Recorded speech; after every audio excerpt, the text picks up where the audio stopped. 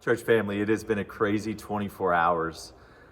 And initially, I was like, why is everyone panicked? Is this an overreaction? How do we know what is true and what is not? So it's really been an educational journey for me as I've talked to friends in the healthcare industry and experts in this area. What I've learned is there's a concern locally with overwhelming our healthcare providers and our healthcare facilities. And so this is why we want to do everything we can to keep this virus under control. It's not so much a concern of someone dying or being sick, except for as we love our neighbor as ourselves and care for the elderly and those with vulnerable immune systems, we want to do everything we can to care well for them too. And so I'm listening to our governing authorities, I'm listening to experts in this field, and for these reasons, we are still gathering this Sunday, but we won't be gathering at SunWest or our campus downtown. We're one church with over 100 campuses, and so this is an amazing opportunity for us to gather in our life groups, and I really want you to do this. This isn't just a strategy we're saying or something we're saying that you don't need to follow through on. Please, would you gather with your life group? We're going to create a message for you to watch. It's the next segment of our series, The Final Word.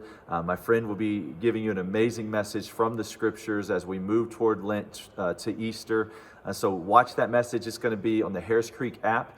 It's going to be at harriscreek.org. Anywhere you would watch the message normally, you can see it there and watch it in your life group. And so right now, what I want you to do is send the group text. Say, hey, who's going to own this? Who's going to own worship? And if you're not musically inclined, you can pray for 30 minutes for your city, for our country, and for your leaders. Pray for wisdom for us.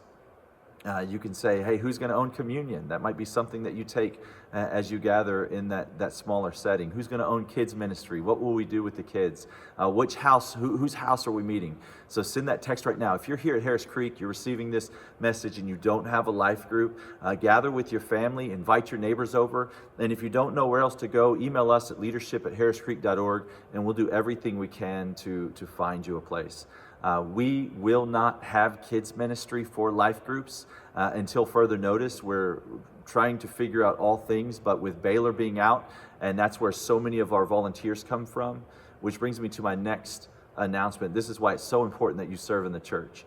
And so if you're here and you're a member here and you don't have a place to serve, please consider serving in our kids ministry. As God continues to add to our numbers daily, those who are being saved, we do not have enough volunteers. And so please consider reaching out to us and volunteering in that ministry. As you stream the message, you can send it to your TV via AirPlay or Chromecast, or watch it on a computer or on an iPad or any device that you have. But I hope that you'll do that in your life group. As the body of Christ, we are first responders.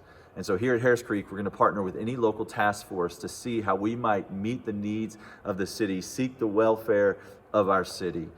In the first century, or early in church history, I should say, the church, Christians, exploded because of the plagues that hit the Roman Empire. All of the pagans fled, and the Christians stayed there and rendered aid and exchanged their own comfort and their own health and even their lives to care for those who were dying. And as people saw that, they said, who loves like this? And they were able to respond, those who follow Jesus do. And so we do not worry like the pagans do. We are not operating out of fear here, I assure you. God in 1 Timothy 1 verse 7 says he did not give us a spirit of fear, but one of power, love, and self-discipline. So as your leader and along with the elders, I've been praying, God, I don't want to operate out of fear, but what does it look like to operate within wisdom? And we believe that we are walking in obedience to that. And so we thank you for your trust as we do that. And as you continue to invest in this mission, I know that many of you give through the very app that you'll consume the message on. And I want you to know that we are constantly thinking through how to redeploy those assets, how to steward God's resources to meet the needs of those around us. And so that's a constant conversation, especially as it pertains to this pandemic that we're in the middle of. Psalm 62 says that we will not be shaken, that Christ is our fortress. And so these are challenging times, but they're also, and I know this is kind of a strange word to use, but they're also exciting times. Because I don't wish anyone to be sick, but I love having the opportunity to show the world what the church looks like. And that's what we're in the middle of. We get to show the world what the church looks like. And so look for that message on the app this Sunday. And I look forward to gathering with you in your living rooms. And you can continue to check back on social media outlets for more information. I love you guys. See you soon.